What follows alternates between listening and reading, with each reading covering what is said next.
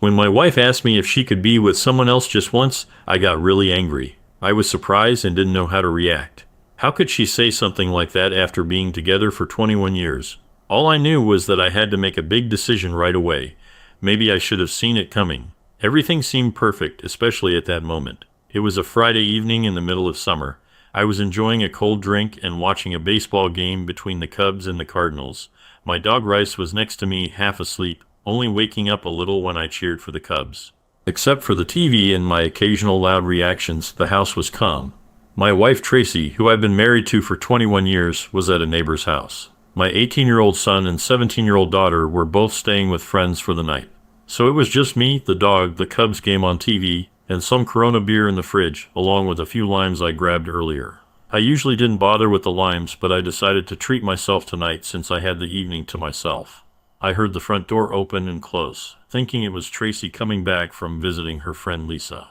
Even though I heard someone moving around in the front of the house, they didn't greet me like usual, which seemed strange. But then I got distracted when the Cubs manager, David Ross, made a controversial decision, and I got really mad, startling the dog again. It took at least 5 minutes before Tracy finally came into the family room. She seemed contemplative, perhaps anxious. Instead of coming over for our customary kiss, she sat on the edge of the sofa beside my chair. While keeping one eye on her, I continued to follow the game with the other. "Can we talk for a minute, Bob?" she asked, her voice barely audible over the television. Her words grabbed my full attention. "Of course, Blondie," I replied. I observed a faint layer of perspiration on her forehead and noticed her breathing was irregular. I pondered whether someone we knew was unwell or had passed away. "Could you turn off the TV, Bob?" she requested, her fists clenching and unclenching, turning off the TV during a Cubs game. She understood the significance of her request. It had to be something serious, not just illness, but death. A sense of unease settled in my stomach. I reached for the remote and silenced the television. "What's wrong, honey? You don't seem well. Has someone passed away?" I inquired. "Oh God, no. Nobody has died," she responded quickly. "It's just that this is incredibly important to me and I need to ensure you're fully attentive." I nodded silently, my mind swamped with troubling thoughts. We locked eyes for what felt like an eternity. Fear was evident in her gaze along with something else, perhaps anger. "You know I love you completely, and I would never betray you, never be unfaithful with another man, right?" This wasn't the question I had anticipated. Suddenly, the dinner I had earlier in the evening and the 2 beers I drank during the game seemed to be threatening to resurface, right there on the family room floor. I nodded quietly again. "I'm 45, Bob," she started. "Except for you, I've only been with one other man in my whole life. People still find me attractive. My friends even call me a hot MILF. I want to be with another man just once, to feel the excitement of someone new, someone different, before we get old together." I was stunned. I didn't move for what felt like a long time. It was like a fast train rushing past my ears. No, absolutely not," I shouted, jumping out of my chair. "That won't happen as long as I'm alive." She looked at me with wide eyes as I walked back and forth. It felt like a terrible dream. Maybe I fell asleep in my chair and went into a nightmare. "This isn't about you and me, Bob. It's about me, my own needs, going beyond you and our family," she said firmly, her voice getting stronger with each word. "I believe I've been a devoted wife and mother all these years. I've always prioritized the family, but now just this once I need to do something for myself. I need to feel like a confident, desirable woman in control of her life. Do you not feel desirable with me?" I inquired, realizing I sounded pathetic. "I express my love for you constantly. I believe I consistently make you feel desired. I still crave you, and I don't think I'm subtle about it. You do, and I appreciate that, but this is about something else. I still crave validation for my ego. From men other than you, Bob, it's gratifying to be noticed by other men. It's exhilarating to imagine that another man desires me in that way. Doesn't it make you feel good when you catch a woman looking at you or flirting with you? I'm not unlike anyone else. I enjoy being looked at, desired, and after all this time I desire no more than that. I yearn for the experience of going out on a date, being treated to dinner and wine, then pursued and desired by a different man, just for one night. Not love, just desire, one night. Then I would return home to you and be yours. Be a devoted wife and mother for the rest of my days." "You're far from just a devoted wife and mother to me, Blondie," I countered. "You're my everything. I can't bear the thought of you being with another man. I refuse to let you go to another man. You keep saying you love me. Why not demonstrate your love by granting me this? I know it's a lot to ask. Perhaps the biggest ask, and it would mean everything to me if you were to allow it, she insisted. No, it would be really silly for me to say yes to that. If you really cared about me, you wouldn't have even asked, I said. Haven't I been a good husband to you and a good dad to our kids? Shouldn't that count for something? But you had more partners than me before we got married. I just want things to be fair, she argued. Well, we never really talked about how many people we'd been with before we got married. All we talked about was promising to be faithful after we got married. And just so, I've only been close with 4 women in my life, including you. So it's not like I've been with a lot of people, I explained. Oh, I always thought so. You had much more experience than me, she admitted. You seem to know so much more than I do. I've done a lot of reading on the subject. I want to make you happy in every way I can. So you're still firmly against it then? She inquired. Not only am I firmly against it, but I'll be contacting a lawyer first thing Monday morning to begin divorce proceedings, I declared, noting the shock on her face. But, she stuttered. I understand this must have been difficult for you to ask for, which tells me you're serious about it. That also tells me you won't give up easily, I said. It means you might eventually try to do it behind my back. I no longer trust you not to, unless you've already done so, and this is just a way to seek permission after the fact. No, I swear I haven't been with anyone else. I promised I wouldn't cheat on you, and I meant it, she pleaded. But now that I know you want to, you might see it as not cheating since you've asked, I stated, locking eyes with her. Her avoidance of eye contact conveyed all the information I needed. Are you really willing to tear apart our family, even though I haven't done anything yet? She questioned, her voice hoarse. If you've mustered the courage to ask, it suggests you've been contemplating this for a while. And that indicates you already have someone in mind. Perhaps he's been involved in the planning too. Lunches, dinners. Emotionally, you've already betrayed me. By the way, who is he? I inquired. I didn't have anyone specific in mind, she replied, her gaze fixed on a spot on the wall behind me. The silence stretched for about 15 seconds as I bore into her with my stare. She flushed crimson when she met my eyes, registering my disbelief. You don't need to know, Bob, she murmured. Well, technically, no, I don't. But I'm curious about the man who's causing trouble in what I thought was a strong marriage. You can tell me, or I can talk to all your close friends, your boss, and everyone you work with, I warned. Her mouth fell open in surprise. You wouldn't, she started. Wouldn't I? What do I have left to lose? My life's already a mess, my marriage is ruined. A little embarrassment doesn't matter much to me. What about my embarrassment? She cried. I just shrugged and tried to hide my smile. What's your name? I asked firmly. Dan Wilson, she replied softly. Please, Bob, don't hurt him. I can't promise anything, I said. I grabbed the remote and went back to watching the game. She sighed, holding back tears, got up from the couch, and went upstairs to our bedroom. I sat glued to the Cubs game, but my mind was elsewhere. I couldn't recall what aired on TV afterward, but I remained in front of the screen for at least another 2 hours. Despite my efforts to conceal my emotions from my wife, the truth was I felt utterly devastated. I had no inkling that she was contemplating being unfaithful. Looking back, I realized I should have noticed signs of her discontent with me or our life together. Over the past 3 months, Tracy had grown increasingly distant, not only from me, but also from our children. In fact, it was our daughter Sherry who first observed it, asking if Tracy and I had been in some sort of disagreement. The closeness between us seemed to have diminished, I observed. Our frequency of sexual intimacy, which used to be 2 or 3 times a week, had decreased to once every other week despite my efforts. I began to wonder if she might be experiencing some early changes. Furthermore, there were instances of her taking phone calls outside of the room, which was a new behavior, along with nearly constant late-night texting. When I asked about it, she attributed it to Lisa, who supposedly was dealing with issues in her marriage with Jerry. This intrigued me because Jerry and Lisa lived just 3 doors down from us, and I had no idea they were encountering any problems. Over the weekend, I dedicated considerable thought to my available choices. I informed Tracy of my intention to initiate divorce proceedings promptly, but before doing so, I needed to thoroughly evaluate every aspect of my marriage and family. It wasn't difficult to comprehend why other men might be attracted to Tracy. I first met her when we were both 21, and even at 45 she had only gained 10 pounds despite having 2 children. Complemented by ample breasts and a firm buttocks, along with her youthful appearance, made her seem closer to 35. I often pondered how I ended up with Tracy, considering she was clearly out of my league.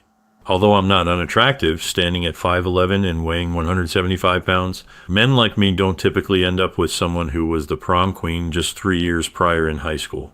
Our paths crossed in an astronomy class at Purdue University during our junior year. While I was taking it for enjoyment, Tracy needed it to fulfill her science requirement. Being somewhat of a geek, I was more than willing to assist her in passing the class, knowing that science wasn't her forte. As the first semester drew to a close, we found ourselves studying in my dorm room when Tracy suddenly leaned in and kissed me passionately. I reciprocated the kiss with equal intensity. "Damn, for most of the semester I thought you were gay," Tracy remarked after we broke the kiss. "No matter what I did, you never seemed interested." I was definitely interested, but I had no clue it was mutual. "I was just trying my best not to drool over you," I replied. We immediately entered into an exclusive relationship. I didn't have much experience in bed, but it seemed really important to her.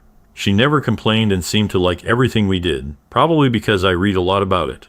While my friends were into adult movies, I studied what they did in them.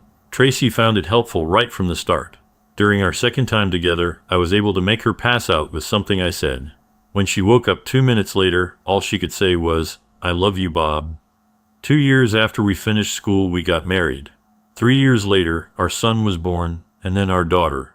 We were doing well financially. I worked in it, and she was a banker after she went back to work when our youngest started school. Our son was getting ready to start college at Ohio State in a couple of months, and our daughter was almost a senior in high school. In just 2 years, we would be empty nesters. We've been talking about our future plans, including travel, for the past few months. I had been in love with this woman for nearly 23 years. On one hand, ending it all because she requested permission to cheat seemed overly severe. But on the other hand, her reaching the point of asking was a significant issue. I wasn't naive. I understood that if she was desperate enough to seek permission to cheat, she might resort to doing so behind my back, especially since she disclosed it to me and didn't perceive it as cheating, though I did. Moreover, there was the issue of her already engaging in an emotional affair with Dan Wilson and planning this act of physical infidelity together. Could I ever forgive that? I immediately contacted a divorce attorney on Monday morning and scheduled an appointment for that Thursday afternoon. Meanwhile, Tracy attempted to convince me against filing for divorce. "We haven't done anything, Bob." "We won't," Tracy pleaded. "Is it because you genuinely don't want a divorce or because you know it's wrong?" I inquired. She avoided eye contact and remained silent. "You're still hoping I'll change my mind and allow it, aren't you?" Her hopeful expression sadly confirmed our inevitable fates. I had Tracy served with divorce papers a week after meeting with my attorney. We resided in a no-fault state and had similar incomes, simplifying the financial aspects. With the children nearly grown, arrangements would be made gradually, with a non-custodial parent responsible for child support for a year. The plan was to sell the house and divide the proceeds, wrapping up our 21-year marriage. However, things didn't proceed as smoothly as anticipated. Tracy retained a skilled attorney who persuaded the judge to mandate 4 counseling sessions with the possibility of more if deemed necessary. The counselor, a woman in her mid-30s, shared the viewpoint of my children and Tracy. If my wife hadn't committed adultery, why was divorce deemed necessary by me? I relayed to the counselor the same sentiment I shared with Tracy and my children, that I viewed her proposition for extramarital relations as a breach of our marital vows. As a result, I no longer felt I could trust her as my spouse. Though I may still harbor some love for her, I couldn't remain married to someone I couldn't trust. "But I won't ever entertain such an idea again, Bob. I only need you, please," she implored repeatedly throughout the majority of 2 counseling sessions. "You're set in your decision, aren't you, Mr. Rasmussen? Your conviction is clear in your ease," remarked the counselor toward the conclusion of the second session. "I will cease prolonging this charity and advise the judge to proceed with the divorce unimpeded. While my personal opinion holds no weight, I'll offer it nonetheless. I believe you're making a grave error here. Your wife hasn't engaged in infidelity, at least not physically. So it appears that marriage counseling would be welcome to salvage your long-standing relationship. Your wife seems ready to do whatever it takes to keep our marriage and family together." I felt uncomfortable hearing this. I really care about Tracy. I didn't decide to end our marriage easily. "Dr. Baker, we see things differently. You called it a compromise, but I don't see Tracy's promise to be faithful as one. It's about keeping the promises we made 21 years ago, promises she planned to break with another man," I explained. When Tracy told her parents about our divorce, they were furious. The day after Tracy told them, my mother-in-law called me and started yelling insults nonstop for 15 minutes straight as soon as I answered the phone. My father-in-law, usually the voice of reason, wrested the phone from her midst her continued shouting. "She never even betrayed you and you're ending it after 21 years. Are you out of your mind, Bob? he bellowed. I recounted the sequence of events to him, and throughout I could discern his stifled reactions. Occasionally he would interject with a subdued "really?" before I resumed. By the end of our conversation, he appeared diminished in spirit. With a final apology, he quietly ended the call. The following week I relocated to a nearby two-bedroom apartment. While my daughter chose to remain with my wife until she started college the following year, I thought the extra room might prove useful if either of the kids wanted to stay over. Despite understanding my reasons for divorcing their mother, both children were upset with me. A few days after moving into my new place, I had a cordial phone chat with my neighbor Jerry. I let him know that his wife Lisa seemed to have played a role in my wife's plans with Dan Wilson, and Tracy had mentioned that there were issues between Jerry and Lisa. I assured Jerry that I didn't suspect him of being involved in the breakdown of my marriage, but it seemed like Lisa might have had a hand in it. Given Lisa's closeness to Tracy, I couldn't help but wonder if she was also arranging something with another man. "Oh damn," Jerry muttered on the phone. "So you're saying I might be in trouble too? Does your lawyer offer group discounts?" The rise of social media has its pros and cons. For me, a positive was that I could gather plenty of information about Dan Wilson without needing a private investigator, saving me a lot of money. Wilson, a colleague of Lisa's, had moved to our local office from Cleveland around 6 months before my marriage fell apart. He had a beautiful fiancée who was still looking for work in our city, so he frequently traveled back to see her on weekends. It seemed he was trying to arrange something with my wife for when he was in town, so he could have a warm welcome in both places. I wondered if Tracy was even aware of Wilson's fiancée. That was all in the past now, except for the call I made to Wilson's fiancée. Soon after, I received word from several sources that Dan's wedding had been called off. His fiancée expressed that he was free to be with his old lady full-time. Did I mention that his fiancée was the daughter of a very wealthy man? 2 weeks before my divorce was finalized marked my 22nd anniversary with Tracy. I couldn't deny the pain of what I had lost, but as I sat in front of my Swanson TV dinner, the more convinced I became that I was making the right choice for myself. Remaining married would have meant a lifetime of suspicion and searching for signs of her infidelity.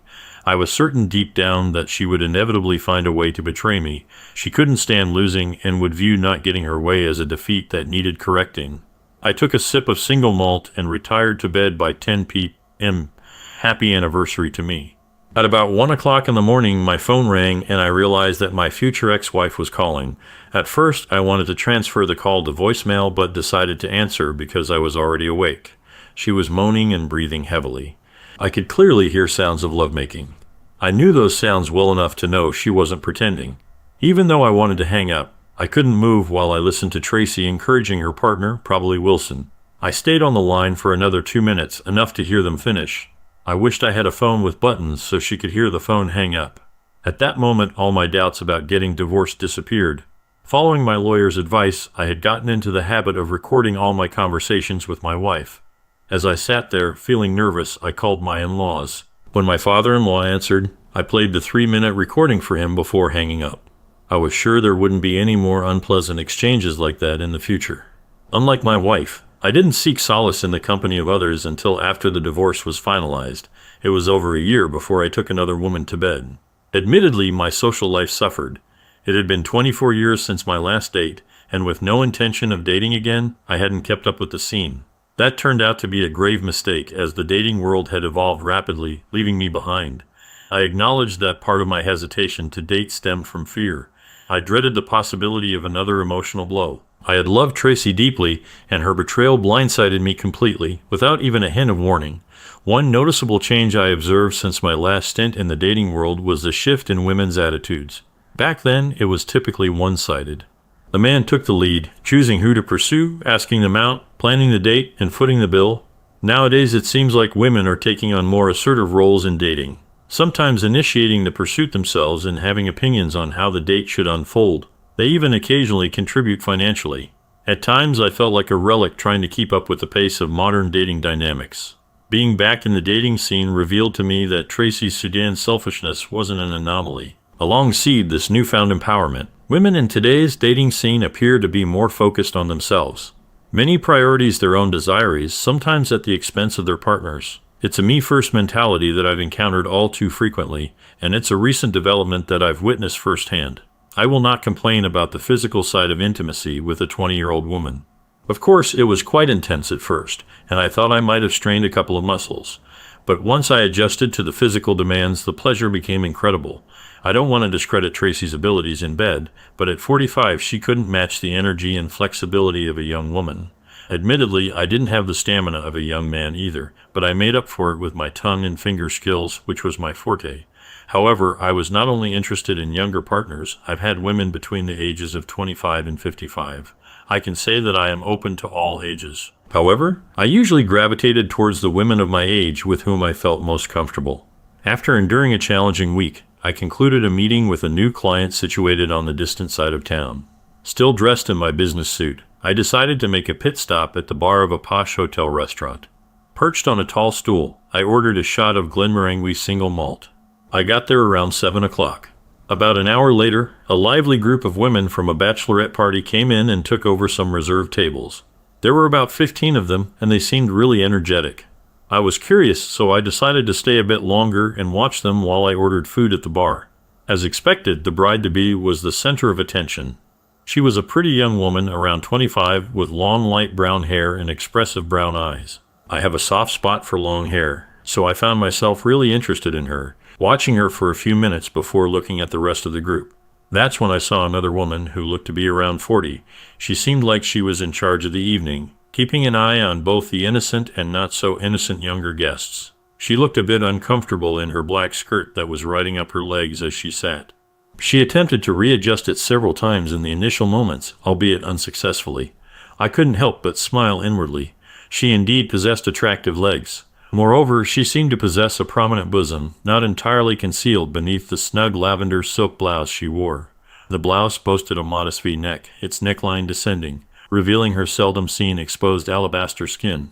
Her ensemble perhaps leaning towards a younger demographic than she might typically opt for, suggesting it might have been created by one of the younger women in the group. I silently commended whoever selected and encouraged her to wear it. The women appeared to be thoroughly enjoying themselves, engaged in laughter, libations, and refreshments. As a three-piece ensemble commenced playing, several women rose to dance with one another. This display of women dancing together seemed to embolden other men in the bar, who gradually approached the women on the dance floor and those seated at tables except for their chaperone. After waiting for approximately 10 minutes without anyone approaching the chaperone, I determined it was safe and approached her. With her dark brown shoulder-length hair and bright green eyes, she reminded me of Jacqueline Bisset during her prime. Equally significant was the absence of a wedding ring on her finger. She blushed a lovely shade of pink when I invited her to dance. Initially hesitant, she eventually agreed, despite receiving teasing remarks from nearby younger women as she stood up, adjusted her skirt, and took my hand.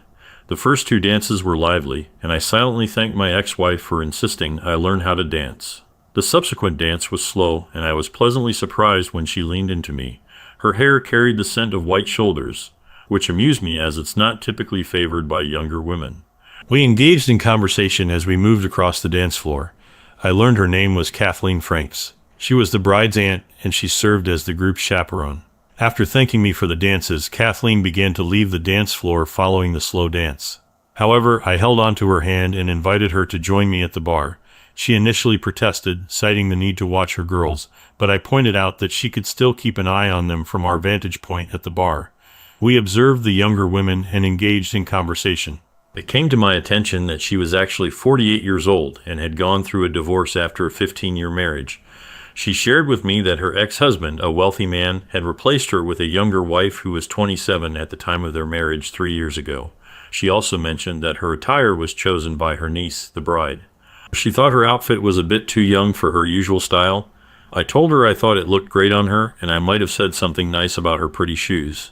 I've learned over the years that women like it when you compliment their shoes. "Do you think I look okay in this outfit?" she asked innocently. "You look amazing," I said honestly. If I had liked her outfit before, I liked it even more now, seeing how happy she looked. We talked for about 15 minutes.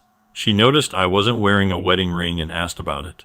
She seemed surprised when I mentioned that my ex-wife had never physically cheated on me. "I'm quite traditional," I clarified. "She betrayed me emotionally and was planning to do so physically. I couldn't trust her anymore." "You can't claim to love someone while desiring someone else sexually." "I understand," she responded. "Everyone has their own boundaries." A few minutes later, she returned to the bridal party table, but she was still open when I asked her to dance again about 30 minutes later. This time, after we finished, she took my hand and guided me back to the table where the other women were seated, now joined by several other men. The evening turned out to be a success from my perspective, despite the lively behavior of some of the younger women. I was pleasantly surprised when Kathy asked me to be her date at the wedding in 2 weeks. I was originally planning to attend solo, but I believe I'd have a better time with you. Although we've only just met, you've already acquainted yourself with many of the other guests who will be present, she explained. Plus, it would be a huge favor to me because I really wouldn't want to be there alone, looking terribly pathetic. I certainly wouldn't want you to feel that way. I'd be more than happy to accompany you to the wedding, I replied. Just let me know what color you'll be wearing, and I'll select a suit that complements it.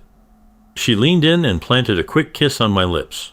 Ooh la la, teased some voices from the end of the table. I grinned, while Kathy blushed once more. I could definitely get used to that.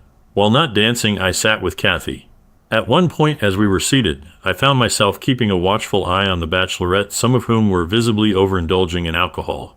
Given that I am the father of a teenage girl, it was only natural for me to adopt a protective stance. My attention was drawn when I observed a young man guiding one of the girls towards the restroom. Politely excusing myself from the table, I swiftly and discreetly intervened, arriving just in time to intercept the young man before he could usher the girl into the men's restroom. The young man regarded me with contempt, evidently unimpressed by an older gentleman in formal attire. Granted, at 5'11" and 175 pounds, I hardly strike fear into anyone at first glance. Nevertheless, I'd like to believe I'm still in decent physical condition, having endured my fair share of hardships in my youth. Sometimes, you have to be ready for unexpected fights to do the right thing, like protecting a young girl from being hurt by that boy. I'd hoped someone would step in to protect my own daughter if she needed it. Let go of my hand and leave her alone, old man, he growled at me. She can take care of herself if she wants, he said. I let go of his hand, but with my other hand, I grabbed his head tightly and hit it hard against the wall next to the door. It made a loud crack in the wall, which seemed to shock him. Suddenly, he didn't seem so sure of himself, and he let go of the girl. It seemed like he didn't want to fight anymore. The club got quiet as people noticed what was happening. As soon as I started taking Alicia back to the bachelorette party, Katie and the rest of our group came up to us, took the woman by the hands and escorted her back to the table. I found myself face to face with the restaurant manager and other employees, fearing that I might be reprimanded. To my surprise, the manager reached out and thanked me for intervening and helping the young woman. The authorities have been contacted. This individual is being taken into custody. They will likely request your details and your version of events, but I believe you have nothing to worry about. By the way, your drinks for the remainder of the evening are complimentary. Thank you once again, he stated. Wow, that was quite the ordeal, remarked Wanda, the bride-to-be, as I returned to the table. Thank you for being attentive to more than just Aunt Kathy. How did you spot that? Kathy inquired. I'm supposed to be keeping an eye out, but I was completely oblivious. I feel terrible about it. Don't blame yourself. It's easy to lose track of 14 girls in a bar if you're not a professional security guard or a dad. Dads, well, most of us, possess what I like to call dad vision. I engaged in conversation and banter with the ladies at the table until they decided to move elsewhere for the rest of their evening. Saying goodnight, I shared a gentle kiss with Kathy, feeling pleased with myself and having her contact information saved in my phone. Find a private space, one of the girls quipped, prompting laughter from the group. As I watched the women leave the restaurant, I lightly licked my lips, tasting Kathy's lipstick. Returning to my original spot at the bar with my drink, the bartender remarked, "Looks like things went well for you." "Who would have thought?" I replied with a laugh. "A bachelorette party. Give me one more drink to toast my good fortune before I leave." My newfound companion, Sean the bartender, received a generous $1.20 tip for the evening. Kathy donned a light blue dress for the wedding, so I opted for my dark blue pinstripe suit. I wore what I thought was the right outfit for the room. We looked good together, and some of her family members liked how we looked. During the wedding, a lot of people came up to me to say thanks for taking care of Alicia. It seemed like the bride had been talking about what I did like I was a hero for the past 2 weeks. "You're heroic and good-looking. What a nice mix," said Kathy's sister, Donna Fulham, the mother of the bride, when she came over to introduce herself before the ceremony. She thanked me for helping out the girls a few weeks ago and for being the kind of guy Kathy likes. I also met Kathy's 24-year-old daughter Marissa and her fiancé Ben. When we met, Marissa said, "Well, at least one of my parents isn't trying to date someone from my school." She warned me that her dad probably wouldn't like me if he met me. By the end of the party, I felt sure that Kathy and I had a future together. I introduced her to my children a month later. While my son quickly warmed up to her, my daughter remained somewhat distant. She harbored some resentment towards me for divorcing her mother, despite her mother not having cheated on me. However, my son understood the situation. With his own serious girlfriend, we had a thorough conversation about fidelity and its importance to each of us one night. My wife, Kathy, and I entered retirement a few years back. To mark our 25th anniversary, we embarked on an Alaskan cruise. Using a daily Key Alice and Astroglide, we engage in intimacy every morning before starting our day. At our stage in life, it's more about fostering a connection than purely physical intimacy. All three of our children have tied the knot and are thriving, blessing us with a total of 6 grandchildren. I've only talked to my ex-wife a few times since we got divorced. It's mostly been during our kids' weddings and holidays. She's gotten married and divorced again since then, and she often blames me for her situation. She keeps telling our kids that I never cheated on her during our marriage. Some people just don't understand. Second story, my wife cheated on me with a younger man and continues to talk to him. This is pretty raw still, but I was coming home with my wife, 49, when she got a text message and the car announced, "You have a message from George." I, 54, asked her who was George. She wouldn't say and wouldn't let me see the message and admitted she had an affair. She left, said we were over, and was gone while my whole world exploded on me. She came back and we talked. She said she didn't know if she wanted to stay together, but would give it a try. She also asked me to show her how to block George's number. That same day, she said she left her purse in her car and was gone for a bit, so I went to check and found her texting George. I called her out on it, and she said, "I just blocked his texts. I didn't say I would never talk to him again." She got mad and drove off. Months ago, she asked me to set up her phone so she could be tracked on Google Maps for safety. I didn't follow her, but she texted me saying that by telling my family and our son, I had embarrassed her. She wanted a divorce, but we agreed to live together because neither of us could afford to move out. Today, she said she's willing to go to counseling, but still wants to talk to George because he's her only friend. I told her I don't care and I'll see if she keeps talking to George. If she does, I'm ending things, but I'm stuck in the apartment with her until August. She's only known the guy for less than 10 days, but they seem to have become close friends, which I think is unacceptable. I can't even express how I feel. I haven't cried in so long, but now I am randomly crying and feeling so much despair, humiliation, and loneliness.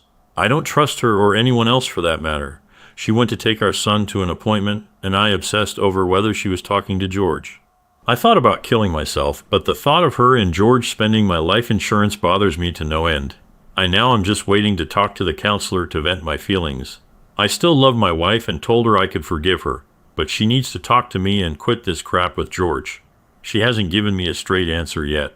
Thanks for joining us on this chapter of Relation Tales. If you were moved by these stories, hit that subscribe button and ring the notification bell. Don't miss out on the upcoming emotional roller coaster of relationships. Your support means the world, and we can't wait to share more compelling tales with you. Until next time, remember, every relationship has a story worth telling. See you soon.